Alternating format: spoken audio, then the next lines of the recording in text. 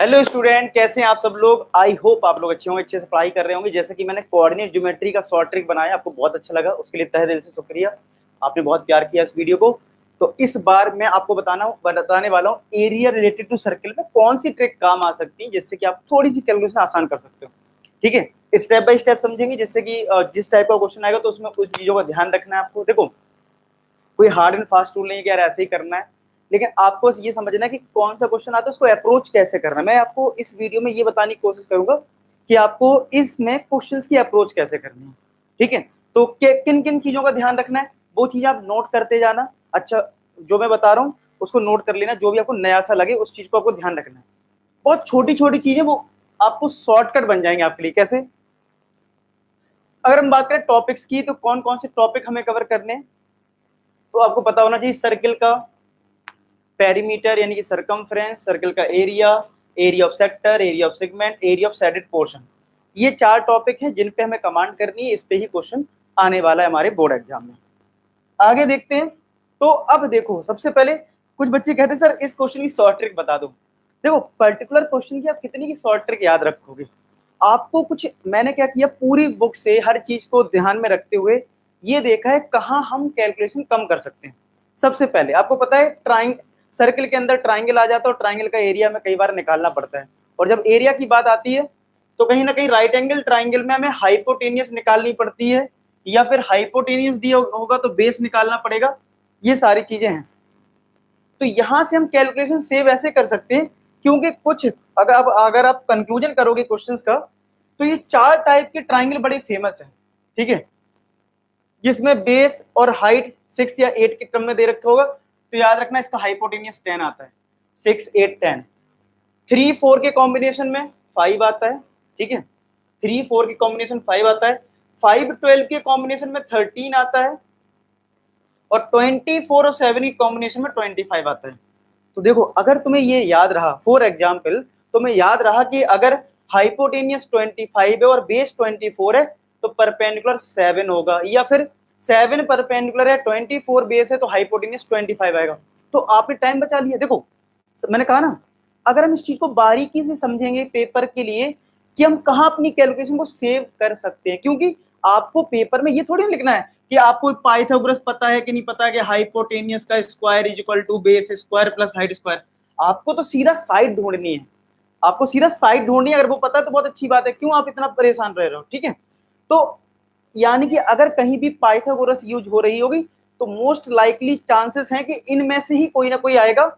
तो आपको अगर याद होगा कि अच्छा 3, 4, 5 का कॉम्बिनेशन है, 6, 8, 10 का कॉम्बिनेशन है, 5, 12, 13 का कॉम्बिनेशन है, 24, 7, 25 का कॉम्बिनेशन है, तो आप वहां पे तुरंत ही बता दो अच्छा इसका रेडियस इतना आएगा, इसका हाइपोटेनियस इतना आएगा, तो आप इजीली कर पाओगे। क्या आप मेरी बात समझ गए? तो ये नोट कर ले, चार टाइप के ट्राइंगल बहुत फेमस रहेंगे जिनमें आपको काफी हेल्प मिलेगी।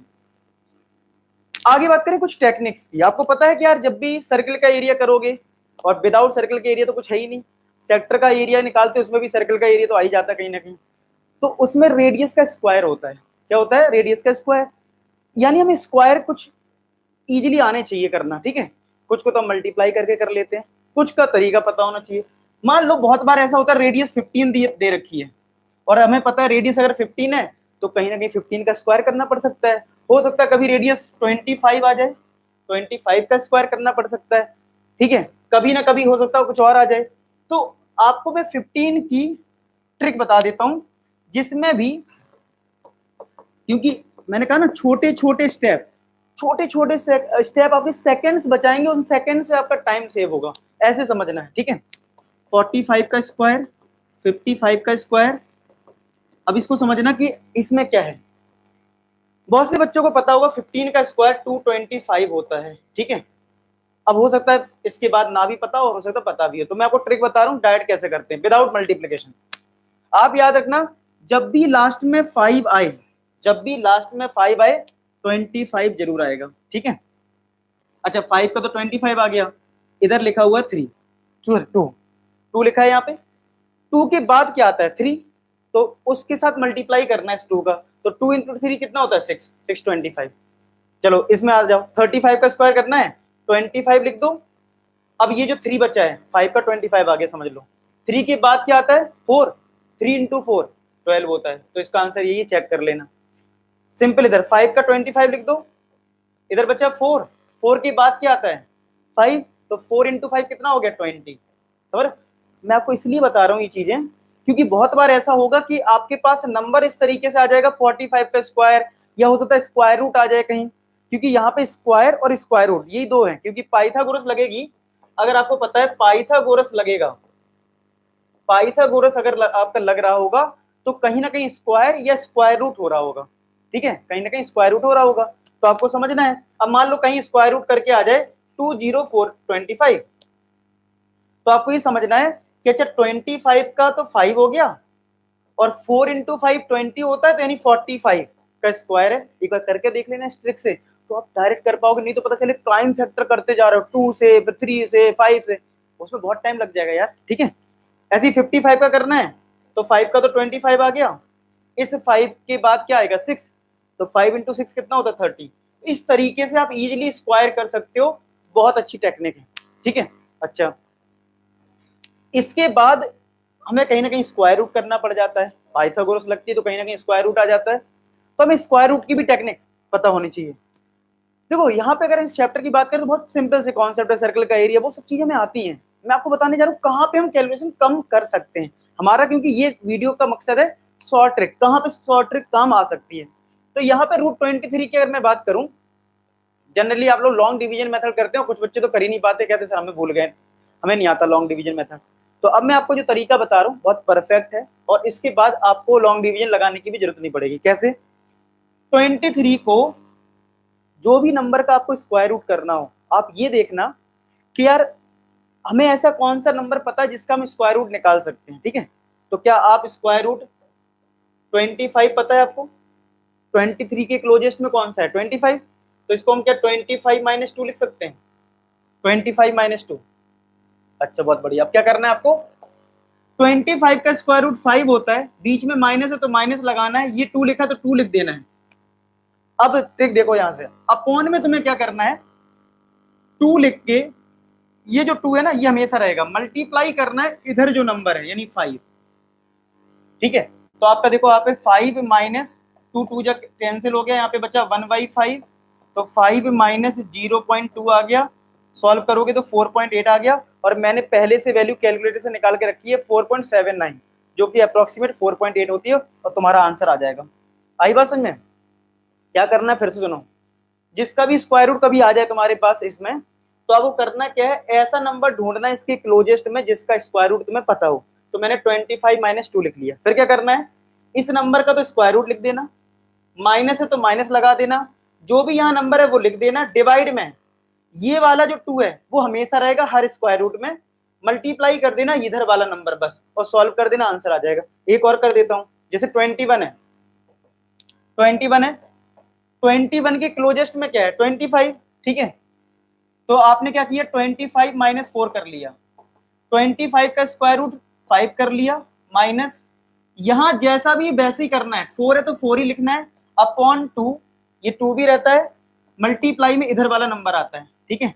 तो 5 माइनस ये 2 टाइम्स कट गया, तो ये आपका डिवाइड होगा कितना आ जाएगा 0.4, तो यानी 4.6 आ गया, और यहाँ पे कैलकुलेटर से निकालोगे 4.58 है, मैंने लिख रखा है, आंसर आ गया। आप समझ पा रहे हो, अगर मान लो फॉर एग्जाम्पल आपसे कोई बोले √17 बताओ, कहीं आ जाए √17 और फिर आपको वैल्यू निकालनी पड़े पॉइंट में, तो आप क्या करना 17 को क्या लिखोगे 16 + 1, क्या लिखोगे 16 + 1, 16 का स्क्वायर रूट क्या होता है 4, प्लस है तो प्लस आएगा, 1 है तो 1 आएगा, अपॉन में 2, 2 तो रहनी रहना है, मल्टीप्लाई कर देना इस वाले नंबर से, तो 4 + 1/8, ठीक है। तो बस 4 प्लस ये कितना आ जाएगा 0.125, ठीक है, तो 4.125 आ जाएगा, समझ रहे हो। तो इस तरीके से आप डिवाइड करके इजीली निकाल सकते हो, वो लॉन्ग डिवीजन मेथड कई बार गलत भी हो जाता है बच्चों से। तो आई होप आपको ये ट्रिक बहुत अच्छी लगी हो, जरूर आप लोग इस चीज को फॉलो करें। चलिए अब आते हैं हमारे जो टॉपिक्स हैं उन पे आते हैं, उससे पहले मैं आपको बता दूं कि मैंने आपके लिए एक सीक्रेट फोल्डर बनाया, क्योंकि बच्चों का टाइम सेव हो जाए, क्योंकि एंड टाइम आ गया है, अब ज्यादा टाइम है नहीं आपके पास, तो उसके लिए मैंने एक सीक्रेट फोल्डर बनाया है। जैसे कि आप देख सकते हो इसमें आपको ऑल फॉर्मूला, सीबीएसई का सैंपल पेपर भी मैंने डाल दिया है, इंपॉर्टेंट क्वेश्चन, लाइव क्लासेस की डिटेल है इसमें, marks booster, MCQ, previous year को सब कुछ है। जो चीज होनी चाहिए। अगर आप ठीक है इसको करेंगे तो यार बोर्ड एग्जाम में फोड़ देंगे। ठीक है, ये सीक्रेट फोल्डर आपको कैसे मिलेगा, आप मुझे इंस्टाग्राम पे मैसेज कर देना, लिंक डिस्क्रिप्शन में है। ठीक है, और साथ के साथ जो अपना यूट्यूब चैनल है इस पे प्लेलिस्ट पे जाना, आप क्या क्या पढ़ाई कर सकते हो, जैसे वन शॉट वीडियोस आपके लिए पूरे बना रखे हैं चैप्टर के, आप कर लेना।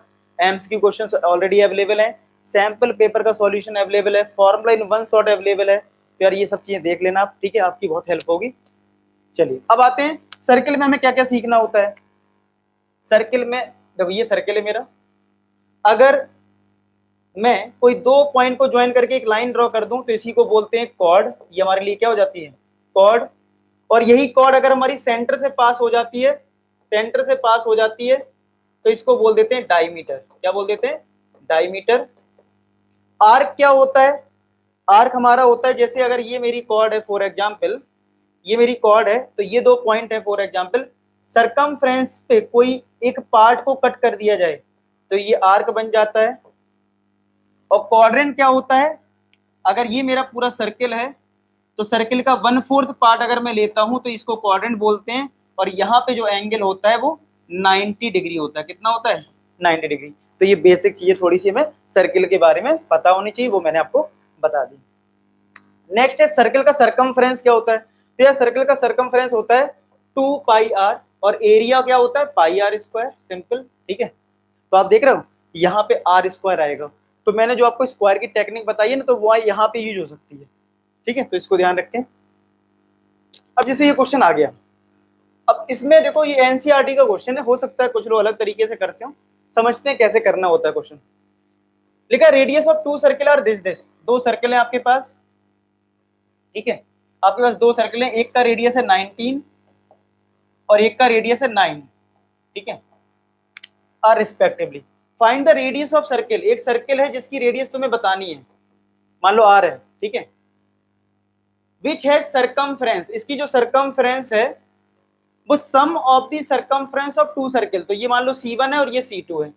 तो आपको क्वेश्चन में क्या दे रखा है कि इस वाले सर्किल की जो सरकमफ्रेंस है C1 प्लस C2 के इक्वल है, यानी कि इन दोनों सरकमफ्रेंस के सम के इक्वल है।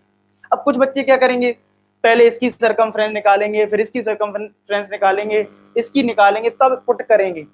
याद रखना एरिया रिलेटेड टू सर्किल में जितनी कैलकुलेशन आप एक साथ कर सकते हो उतना ही बेस्ट है, एक बार में। ये हैबिट डालो कि इसकी कैलकुलेशन मुझे एक साथ करनी है, तभी आप अच्छे से कैलकुलेशन कर पाओगे।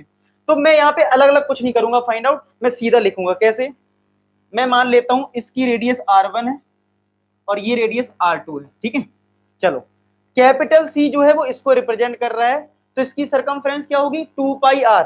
तो 2 pi capital R is equal to C1 किसकी सरकमफ्रेंस है, इसकी है, तो 2 पाई R1 हो जाएगा। ठीक है, इसकी सरकमफ्रेंस क्या हो जाएगा 2 पाई R2 हो जाएगा। ठीक है, समझ रहे हो बात को, एक साथ करना है, अलग अलग निकालने की कोई जरूरत नहीं है। ऐसे क्वेश्चन क्या जितने भी इसमें है ऐसे ही करेंगे। तो 2 पाई R इक्वल टू, इन दोनों में 2 पाई मिल रहा है कॉमन, तो ब्रैकेट में आएगा R1 प्लस R2। 2 पाई से 2 पाई कट गया तो R आ गया R1 प्लस R2। ठीक है, तो R1 है 19 और R2 है 9, तो 19 प्लस 9 कितना आ गया 28 सेंटीमीटर आ गया आंसर। तो आपसे पूछा गया था ना कि भाई बता दो कि रेडियस क्या है, तो हमें रेडियस मिल गया कितना 28 सेंटीमीटर। तो इस तरीके से अप्रोच करना है क्वेश्चंस को। ठीक है, नेक्स्ट देखते हैं, ये हमारे बोर्ड सैंपल पेपर में भी दे रखा है। ठीक है, सैंपल पेपर की क्वेश्चन है ये, क्वेश्चन नंबर 15। लेकिन number of revolution by a circular wheel of radius this, एक व्हील है जिसकी रेडियस है 0.7 मीटर, इन रोलिंग का डिस्टेंस इतना। ठीक है, डिस्टेंस दे रखा है, हमें पता होना चाहिए व्हील का कॉन्सेप्ट, व्हील का जो सरकमफ्रेंस है वही डिस्टेंस कवर करता है। तो अल्टीमेट अगर मुझे number of revolution find out करना है, number of revolution find out करना है, तो डिस्टेंस जितनी भी कवर कर रहा है अपॉन सरकमफ्रेंस होता है, अपॉन सरकमफ्रेंस होता है। अब कुछ बच्चे क्या करेंगे, डिस्टेंस लिखेंगे, सरकमफ्रेंस अलग से वैल्यू निकालेंगे 2.8 और फिर इसको डिवाइड करेंगे। ऐसी बेवकूफी नहीं करनी है, सब कुछ फॉर्मूले में पुट करना है, सब कुछ। मेरी बात समझ में आ रही है, सब कुछ आपको फॉर्मूले में पुट कर देना है, बेवकूफी नहीं करना कि तुम सरकमफ्रेंस अलग निकालने जाओ। ये मैंने कहा ना, बहुत हार्ड एंड फास्ट रूल नहीं, बस छोटी छोटी बातों का ध्यान रखना है, उससे आपकी कैलकुलेशन थोड़ी आसान हो जाएगी। ठीक है, अब देखो डिस्टेंस कितनी है तुम्हारे पास, 176 है। सरकमफ्रेंस क्या होता है, 2 पाई आर होता है। यहीं पे पुट करिए, यहीं पे, अलग अलग कुछ नहीं करना है। ठीक है, तो ये आ जाएगा 176/2 इंटू पाई की वैल्यू 22/7 इंटू रेडियस कितना है 0.7। आया समझ में, सब कुछ यहीं। तो यहाँ पे पॉइंट हटाया, नीचे 10 आया, 7 से 7 कट गया। ठीक है, 22 का अगर 8 में मल्टीप्लाई करते हैं तो 176 आता है। तो देखो ये 8 आ गया, और 8 को यहाँ डिवाइड करा 4 आ गया, और 10 ये ऊपर आ जाएगा, लो 40 आ गया। देखो आ गया एक बार में आंसर, आ गया 40 डी पार्ट। तो अगर आप एक साथ कैलकुलेशन करते हो तो आपको एक एग्जैक्ट आंसर मिलता है। अब सोचो, जो बच्चा पहले सरकमफ्रेंस निकालेगा ना, एक तो ये फ्रैक्शन में आएगा, पॉइंट पॉइंट निकाल के फिर दिक्कत हो सकती है। ठीक है, तो ध्यान रखिए, एक साथ करने की कोशिश करें।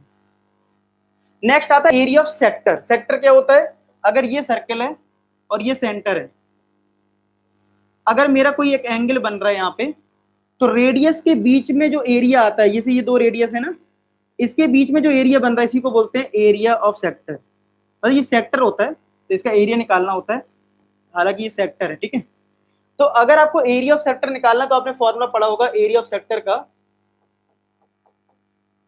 θ/360 इंटू पाई आर स्क्वायर, तो ये यूज करना है। ठीक है, फिर आता है आपका एक सेगमेंट आ जाता है। सेगमेंट क्या होता है, एक कॉर्ड अगर आपके पास ए बी है, तो कॉर्ड और सरकमफ्रेंस के बीच का जो एरिया है, यानी आर्क के बीच का एरिया, इसको बोलते हैं सेगमेंट। क्या बोलते हैं, सेगमेंट। तो आपको सेगमेंट का एरिया निकालने को आएगा, तो याद रखना सेगमेंट का एरिया आप डायरेक्ट वैसे भी निकाल सकते हो। आप क्या करोगे, ये अगर आपके पास कॉर्ड है ना ए बी, तो पहले आप क्या करोगे, इधर सेंटर लेके पूरा सेक्टर मान लोगे। क्या करोगे, पूरा सेक्टर आप मान लोगे और उसके हिसाब से करोगे सॉल्व। ठीक है, आप सेक्टर मान लोगे, उसके हिसाब से सॉल्व करोगे, ये तुम्हारे लिए सेक्टर हो जाएगा पूरा। ठीक है, इसको पूरा निकालना होगा। अब यहाँ पे एंगल मान लो फॉर एग्जांपल जो भी है, वो तो हम इस फॉर्मूले से सॉल्व कर लेंगे। और ये तुम्हारा ट्राइंगल है, ठीक है, और ये पूरा सेक्टर है। तो याद रखना सेगमेंट हमें जो निकालना है, ये नीचे वाला पार्ट जो निकालना है, इसका एरिया क्या हो जाएगा, area of segment. Area of segment क्या आ जाएगा तुम्हारा, area of sector, area of sector minus area of triangle. सुनो ध्यान से बात, क्या है ध्यान सुनना, ये सेंटर है, ये पूरा पार्ट जो है वो सेक्टर है पूरा, देखो ना, क्योंकि रेडियस के बीच का जो पार्ट होता है पूरा वो सेक्टर होता है। तो आप पहले सेक्टर का एरिया निकालोगे, सेक्टर में ट्राइंगल का एरिया माइनस करोगे, तो आपको ये वाला पार्ट मिल जाएगा। समझ रहे बात को, पूरे में से ये वाला पार्ट माइनस करोगे। तो जब भी सेगमेंट का एरिया निकालने को आए पेपर में, तो आपको एक साथ सारी चीज लिखनी है। और एक चीज भाई, अगर मान लो मुझे पेपर में सब्जेक्टिव है, तब तो सब कुछ लिखना होता है, area of shaded portion equal to this this. भैया यहाँ पे तुम्हें डायरेक्ट लिखना है, डायरेक्ट। ठीक है, ये लिखने की थोड़ी ना जरूरत है, बस पता होना चाहिए अच्छा सेक्टर में ट्राइंगल माइनस होना है। जितना ज्यादा माइंड में कैलकुलेशन कर सकते हो उतना करना है। ये आ गया तुम्हारा। ठीक है, सेगमेंट समझ में आ गया। अब एंगल जो हो सकता है ना, वो दो टाइप से हो सकता है पेपर में जो तुम्हारा है। एक आ सकता है पेपर में 90 डिग्री वाला, एक आ सकता है 60 डिग्री वाला। ठीक है, तो दोनों की केस समझ लेते हैं। एरिया ऑफ ट्राइंगल, अगर तुम्हारा एंगल 90 डिग्री है तो इसका एरिया क्या होता है भाई, दो ही केस बनेंगे। देखो अगर ये ट्राइंगल बनेगा ना यहाँ पे AOB, तो या तो एंगल यहाँ पे 90 होगा या 60 होगा, दो ही केस के क्वेश्चन आएंगे तुम्हारे पास सेगमेंट वाले केस में। तो area of triangle, area of triangle यहाँ पे क्या हो जाएगा, half into base into height, यानी कि BC इंटू AB। यानी कि यहाँ पे अगर मैं बात करूं, अगर ये राइट एंगल ट्राइंगल है तो बेस भी तुम्हारा OA होगा और हाइट भी तुम्हारा OB होगा, यानी दोनों ही रेडियस होंगे। कितना आसान हो गया, ठीक है, कितना आसान हो गया। अच्छा, अगर ट्राइंगल तुम्हारा इक्विलेटरल हुआ, याद रखना, अगर एंगल यहाँ पे 60 डिग्री हुआ तो समझ जाना ट्राइंगल इक्विलेटरल है। नो, अब कैसे आए छोड़ो, ये समझ लेना कि अगर एंगल यहाँ पे 60 है तो इक्विलेटरल ट्राइंगल ही बनेगा। ठीक है, और याद रखना कि एरिया जो होता है इक्विलेटरल ट्राइंगल का, area of an equilateral triangle, equilateral triangle वो होता है √3/4 साइड स्क्वायर। क्या होता है, √3/4 साइड स्क्वायर। दो ही केस हैं, यानी कि जब भी सेगमेंट का एरिया आएगा तो या तो 90 आएगा, तो half into base into height, और बेस और हाइट दोनों ही रेडियस होंगे, ठीक है। और पाइथागोरस की मैंने ट्रिक बता दी है, याद रखना, ठीक है। और अगर इक्विलेटरल ट्राइंगल आया तो √3/4 साइड स्क्वायर, ठीक है। तो ये चीज नोट कर लें फटाफट, ये ज्यादा से ज्यादा यूज हो सकता है। अब जैसे क्वेश्चन की बात करें, ये हमारा क्वेश्चन आया है सैंपल पेपर में, जरा पढ़ लो। आपके पास क्वेश्चन है, आप वीडियो को पॉज कर दें, क्वेश्चन पढ़ लेना। इसमें आपको ये जो पार्ट दिख रहा है, ये वाला पार्ट, ये पूरा पार्ट का एरिया निकालना है, ठीक है। तो मुझे क्या करना है, मैं एक रिंग को देख रहा हूं, बस एक रिंग को, ठीक है।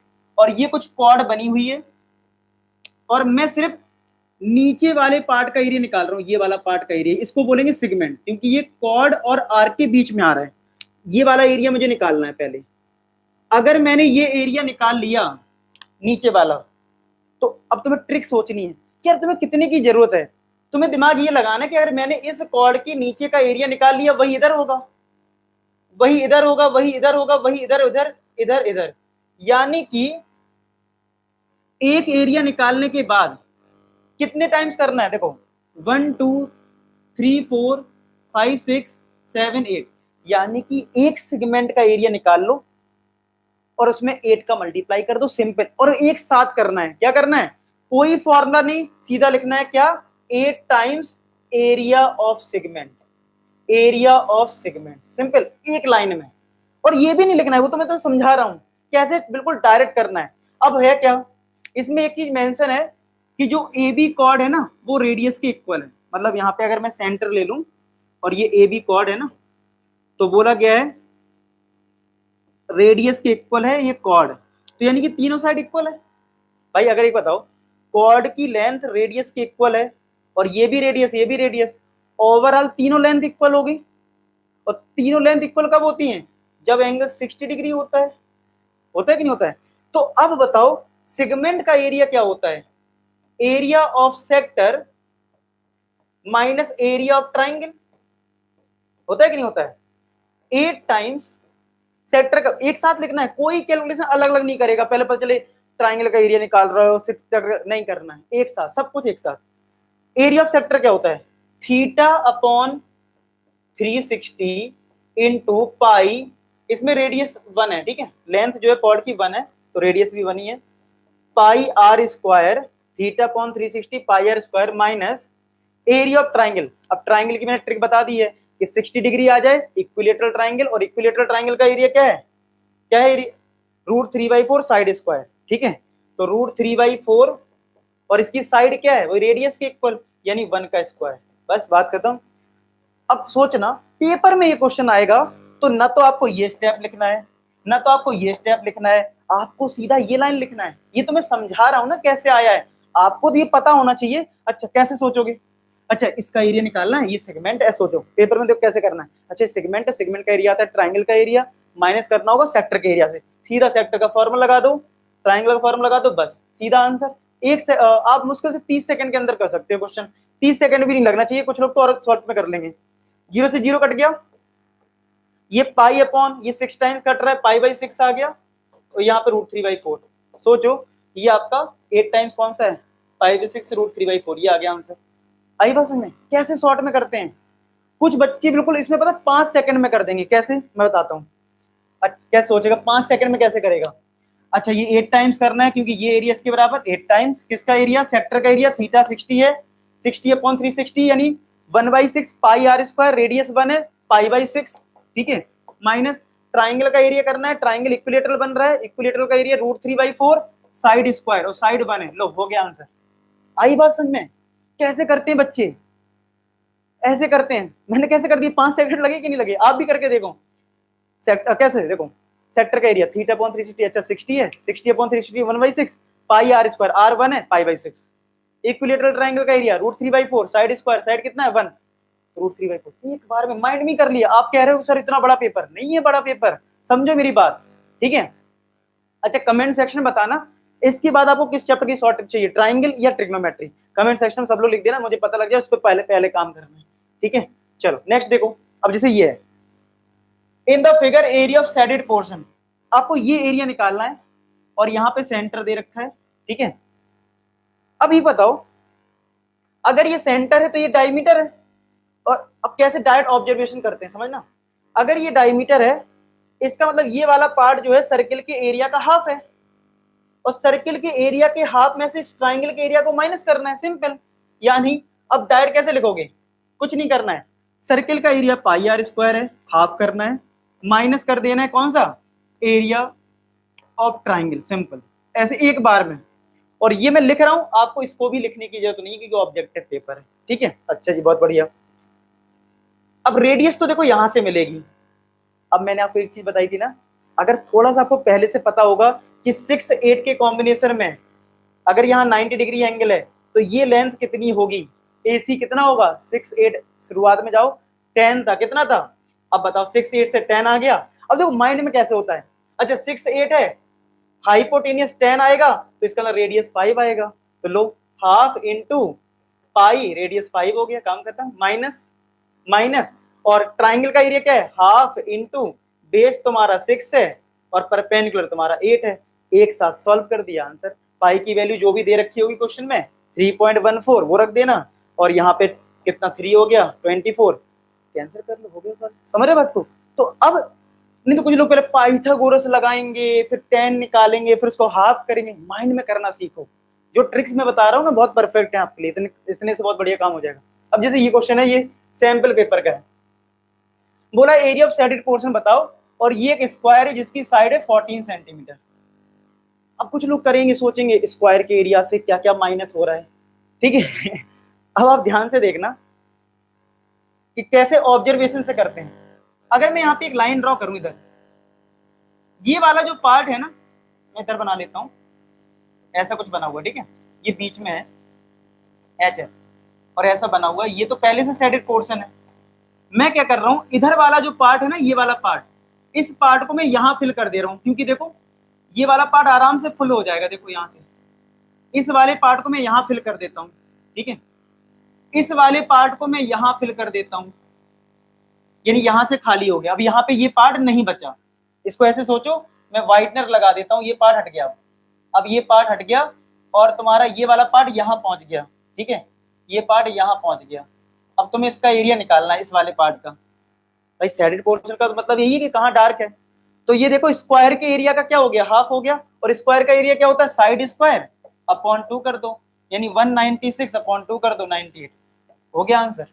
आई बात में कोई लिखने की जरूरत नहीं है कि भाई पहले आप पूरा सर्कल का एरिया निकाल रहे हो या फिर स्क्वायर का एरिया निकाल रहे हो, फिर पता चले कुछ लोग सेमी सर्कल का एरिया निकालेंगे, फिर क्वाड्रेंट का एरिया निकालेंगे, नहीं बात है भाई, इतना सब नहीं करना है, जितना शॉर्टकट लगा सकते हो लगाओ, ठीक है। चलो, यानी कि आपको यानी सैडेड पोर्शन वाले जो भी क्वेश्चन आए, ठीक है, उनमें ध्यान रखना है कि यार आपको ऑब्जर्वेशन से करना है, ठीक है, डायरेक्ट कैसे क्या क्या प्लस करना है क्या क्या माइनस करना है उस पर समझना है। अच्छा एक फॉर्मूला और आता है, ठीक है, अगर ये एंगल मान लो थीटा है तो सेक्टर का एरिया तो theta upon 360 pi are square होता है, लेकिन अगर आपको लेंथ ऑफ आर्क निकालना हो, ये फाइंड आउट करना हो, तो लेंथ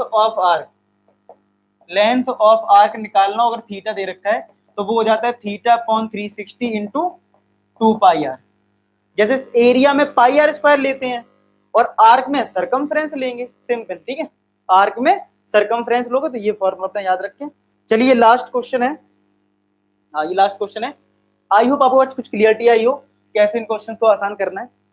पढ़ लो इस क्वेश्चन को, लिखा है ए बी सी एक क्वाड्रेंट है, क्वाड्रेंट मतलब एंगल 90 है, जिसकी रेडियस भी दे रखी है 14 और 14, ठीक है, अच्छी बात है। फिर बोला है and a semi circle is drawn with base BC, इस BC को बेस मान के यानी डायमीटर मान के एक सेमी सर्कल बना दिया गया ये पूरा, ठीक है। Find the area of shaded portion, find the area of shaded portion. इसकी अप्रोच क्या है कि ये ट्राइंगल है, ठीक है, ABC, इसके ऊपर एक सेमी सर्कल बना हुआ है, ठीक है, तो अगर मैं ट्राइंगल के एरिया में सेमी सर्कल का एरिया ऐड कर दूं तो मुझे पूरा एरिया मिल जाएगा, जो कि मुझे नहीं निकालना है, मुझे तो इधर वाला पार्ट चाहिए ना। तो इसका मतलब अगर यहां पे सेक्टर बना हुआ है ABC ये, और ये पार्ट ब्लैंक है, यानी कहीं ना कहीं क्या हो रहा है, फिर समझो, यहाँ पे BC है, एक मिनट, यहाँ BC और ये A है, ठीक है, बीसी को डायमीटर लेके एक सेमी सर्कल बना हुआ है, ये राइट एंगल ट्राइंगल है। तो अगर मैंने एरिया ऑफ ट्राइंगल पहले निकाल लिया प्लस सेमी सर्कल का एरिया ऐड कर दिया, सेमी सर्कल का एरिया ऐड कर दिया, यानी कि ये ट्राइंगल है, इसमें सेमी सर्कल का पूरा एरिया ऐड कर दिया, पूरा बॉडी आ गया। इसमें क्या माइनस हो रहा है, ये सेक्टर का एरिया माइनस हो रहा है कि नहीं हो रहा है। यानी अगर मैं एक सेक्टर बना दूं, ठीक है, और ठीक है इसको खाली कर दूं, देखो तो अब देखो तुम्हें रिमेनिंग एरिया मिल जाएगा। देखो जरा ध्यान से देखो, पहले मैंने पूरा एरिया निकाल लिया, यानी कि मैंने ट्राइंगल और सेमी सर्कल को ऐड किया, पूरा मिला, और ये मैंने जो सेक्टर बनाया इसको माइनस कर दूं, तो देखो ये वाला पार्ट आ जाएगा कि नहीं आ जाएगा। समझो बात को, समझ रहे बात को। तो इसका मतलब मुझे माइनस क्या करना है, क्या करना है, माइनस माइनस करना है एरिया ऑफ किसको, सेक्टर को। और आप कैलकुलेशन एक साथ करेंगे, एक साथ करनी है, ठीक है। अच्छा जी, सेक्टर की रेडियस तो देख पा रहे हो यहाँ पे 14 है, तो यहाँ पे तो लिख लो रेडियस इसकी 14 यूज करनी है, ऐसे लिखते हैं डायरेक्ट, ठीक है। सेमी सर्किल का रेडियस निकालना पड़ेगा आपको, कैसे निकलेगा, जब आप पाइथागोरस लगाएंगे यहाँ पे। तो यहाँ पे भी ट्रिक है, कैसे, अब यहाँ पे देखो BC स्क्वायर जो होगा, मैं आपको थोड़ा सा जैसे देखो, अगर मैं BC स्क्वायर लिखूं तो क्या आएगा, 14 स्क्वायर प्लस 14 स्क्वायर, ठीक है, ऐसे ही आएगा। मुझे अगर ये BC निकालना है, अब कुछ बच्चे क्या करेंगे, BC का स्क्वायर 196 लिखेंगे, यहाँ पे भी 196 लिखेंगे और फिर स्क्वायर रूट करते फिरेंगे। मत करिए ऐसा, पता कैसे करना है आपको, दोनों टर्म एक ही है, तो 2 टाइम्स 14 का स्क्वायर लिख लो और ये BC स्क्वायर, ठीक है। स्क्वायर रूट करोगे ना, तो 14 पे स्क्वायर है तो यहाँ पे 14 आ जाएगा, और यहाँ पे स्क्वायर नहीं है तो यहाँ पे √2 आ जाएगा, क्योंकि स्क्वायर रूट लगेगा ना, तो स्क्वायर तो कट जाएगा, लेकिन यहाँ पे स्क्वायर नहीं है तो रूट लग जाएगा। तो फाइनली BC कितना आ गया, 14√2। और अगर BC 14√2 है, तो इसका मतलब इस सेमी सर्कल की रेडियस यहाँ पे कितनी यूज करोगे, कितनी, इसका हाफ कर दो, 7√2, ऐसे लिख लिया करो शॉर्ट में। और ये चीज माइंड में की जा सकती थी, ये चीज माइंड में की जा सकती है, आप समझ सकते हो इस चीज को। कैसे माइंड में कर सकते हो, सोच के देखो ना, कैसे माइंड में बच्चा करेगा। अच्छा 14 का स्क्वायर प्लस 14 का स्क्वायर, 2 इंटू 14 स्क्वायर, अगर स्क्वायर रूट करूंगा तो 14√2, और रेडियस कितना आ जाएगा, 7√2। तो ऐसे बच्चे माइंड में कर लेते हैं। आप कहते हो ना बच्चे माइंड में कैसे कर लेते हैं, ऐसे करते हैं, उनके पास ट्रिक्स होती हैं, ठीक है। बस अब रख दो area of triangle half into base into height, यानी half 14 into 14 plus semi circle का एरिया क्या होता है, हाफ इंटू पाई, सर्कल के एरिया का हाफ ही तो होगा, तो half pi R square, R कितना रखना है, 7√2 का स्क्वायर, माइनस माइनस, ठीक है, यहाँ पे रेडियस कितनी है 14, और एरिया ऑफ सेक्टर है, सेक्टर का एरिया क्या होता है, यहाँ पे 90 डिग्री है, theta upon 360 into pi R square, यानी 14 का स्क्वायर। इसको सॉल्व करना है हम लोगों का, आंसर आ जाएगा। तो ये कितना आ गया आपका 7, तो यहाँ पे आपका आ जाएगा 98, ठीक है, और यहाँ पे आ जाएगा हाफ पाई इंटू 7 का स्क्वायर 49 इंटू 4 माइनस ये तुम्हारा 1/4 आ गया, पाई इंटू 14 इंटू 14, ठीक है, ये रिजल्ट आया। अब देखो 2 2 जा 4 हुआ, यहाँ पे 4 से 2 कटा, 7 आया, 2 से ये 7 कटा, 49 आएगा, यहाँ पे भी 49 आ रहा है, यहाँ पे भी 49 आएगा, सब कुछ कट जाएगा, ठीक है। यहाँ पे भी आपका 14 आया, एक मिनट, 90 पाई R स्क्वायर किया, 7 आया, 7 आया, ठीक है, 49 आ गया, यहाँ पे भी तुम्हारा, सॉरी यहाँ पे √2 का स्क्वायर 2 होगा, 2, तो 2 से पूरा 2 कट जाएगा, सिर्फ 49 पाई आएगा, करके देख लेना।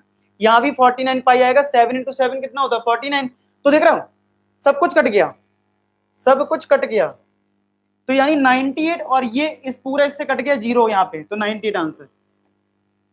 तो अगर आपने एक साथ कैलकुलेशन करते हो तो कई बार टर्म्स कट ही जाते हैं, जैसे इसमें हो गया, लग जाता, अगर तुम इसको अलग अलग करने बैठोगे ना तो आपके 10-15 मिनट लग जाएंगे, लेकिन अगर आप एक साथ करोगे कैलकुलेशन, तो इस वीडियो को बनाने का मकसद मेरा ये है कि आप इस चीज की इंपॉर्टेंस समझ पाओ कि एक साथ कैलकुलेशन करने से कितना बेनिफिट होता है।